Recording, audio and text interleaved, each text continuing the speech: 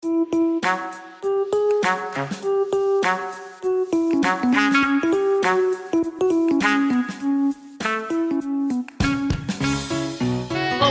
bem-vindo a todos.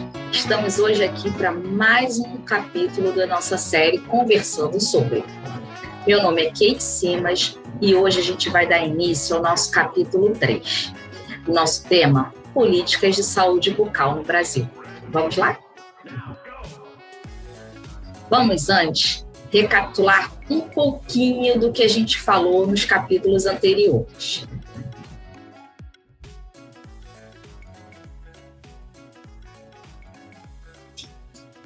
Um pouquinho sobre políticas públicas. As políticas públicas constam de um conjunto de ações do poder público.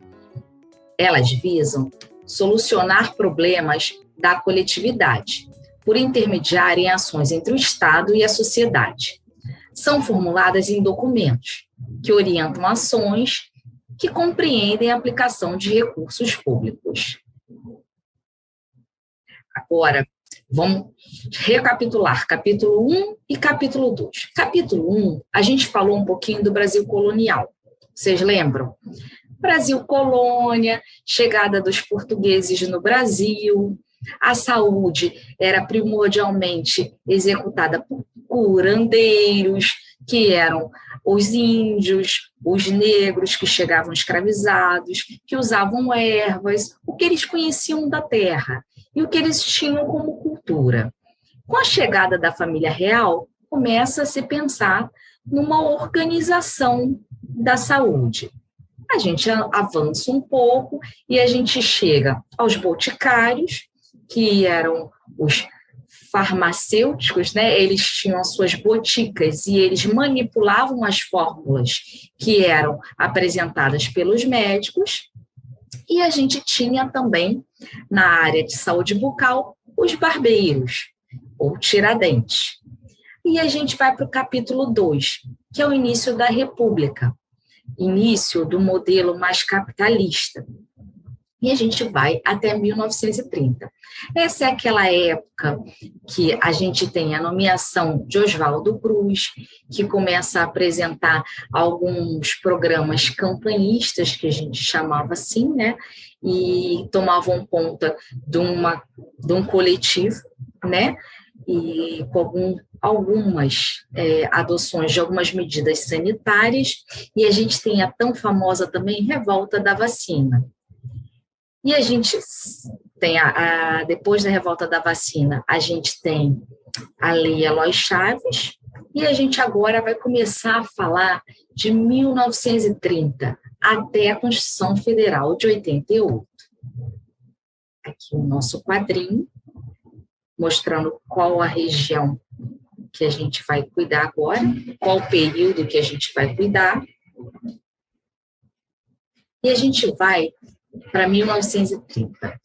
Em 1930 foi criado o Ministério da Educação e Saúde Pública. Acontece no país, nesse momento, um sistema econômico de características industriais, passando a saúde do corpo do trabalhador a ser o centro da atenção. Se a força de trabalho estiver doente, como a gente vai ter produção? Então, foi por aí que iniciaram alguns movimentos em prol da saúde. De acordo com Cerveira, um autor muito conhecido, os poucos registros que a gente tem nessa época sobre a saúde bucal, na primeira metade do século, elas revelam-se vinculadas a ações curativas, voltadas prioritariamente a gestantes, pré-escolares e escolares. E aí a gente tem uma foto aqui retratando uma ação que a gente vê que é claramente escolar. Vamos, então, a um período conhecido como...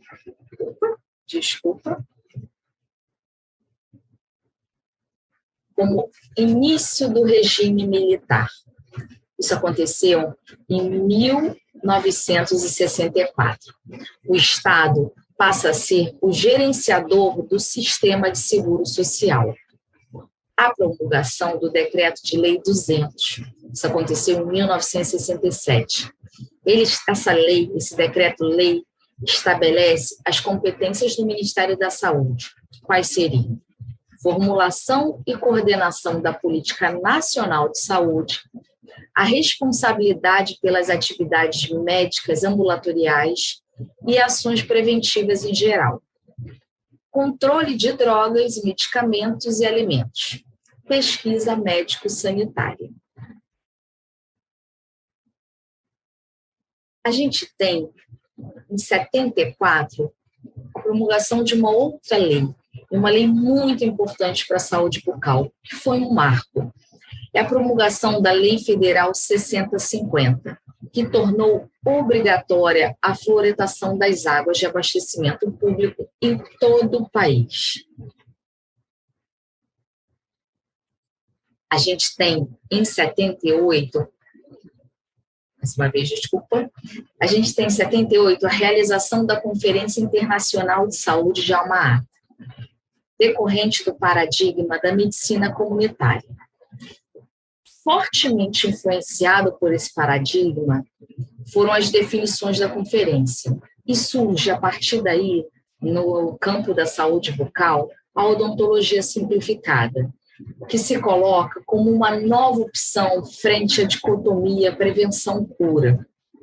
Embora essa proposta não tenha se consolidado no país, que ela não conseguiu alterar a lógica do sistema incremental que existia, ela trouxe, de qualquer forma, alguns ganhos muito importantes, como a formação e incorporação de pessoal auxiliar, o trabalho em equipe, uma nova concepção de espaços físicos, o desenvolvimento da ergonomia, a ênfase na prevenção, criação dos escovários e a educação em saúde bucal nas escolas públicas de primeiro grau. Houve a expansão do PIAS a todo o território nacional.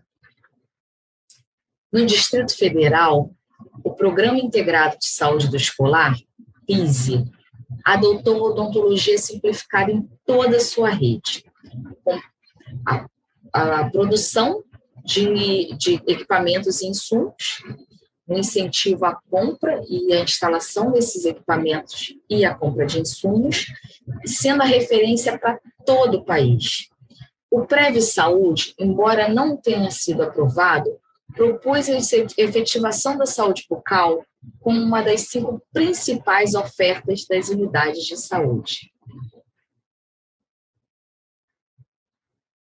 Em 1986, a gente tem a realização da tão famosa 8ª Conferência Nacional de Saúde, que estabeleceu as bases para a reestruturação do sistema de saúde brasileiro.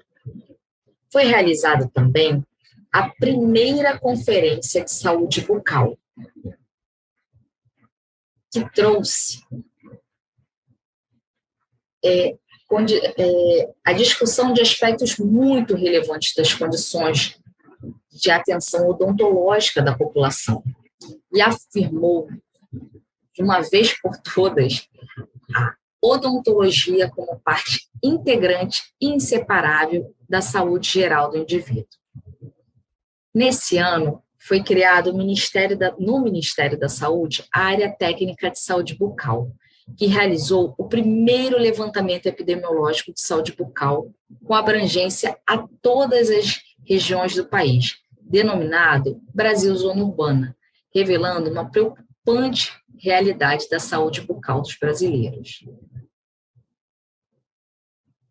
E a gente tem, em 88, a promulgação da nossa Constituição Federal, que cria o Sistema Único de Saúde e define a saúde como um direito de todos e um dever do Estado.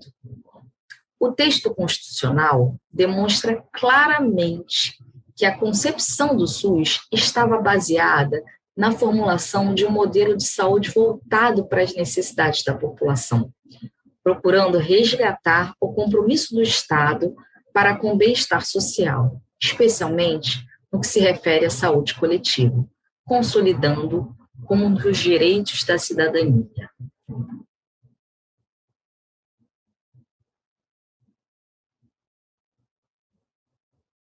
Então, pessoal, aqui a gente termina o nosso capítulo, que foi bem rapidinho. E aí, voltando um pouquinho e dando um spoilerzinho, vocês viram que em 1986 a gente tem o nosso primeiro levantamento epidemiológico. Em 96 a gente vai ter o segundo. Em 2000, com dados só divulgados em 2003, a gente tem o terceiro.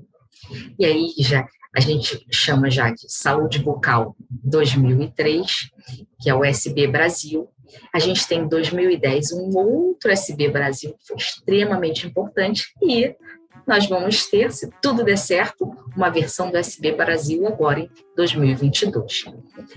Quando a gente for para o próximo capítulo, a gente vai falar a partir da construção do SUS até os dias atuais, o que a gente tem de política e programa de saúde bucal. Isso que a gente vai fazer um capítulo 5º, que é uma extensão desse quarto, para a gente poder falar mais especificamente da nossa Política Nacional de Saúde Bucal Brasil Sorridente, a maior política de saúde bucal do mundo. E a gente vai falar um pouquinho também dos programas transversais que a saúde bucal está envolvida. Ela está inserida transversalmente em todas as 5 RAIs, ok? Aguardo vocês, espero que vocês tenham gostado.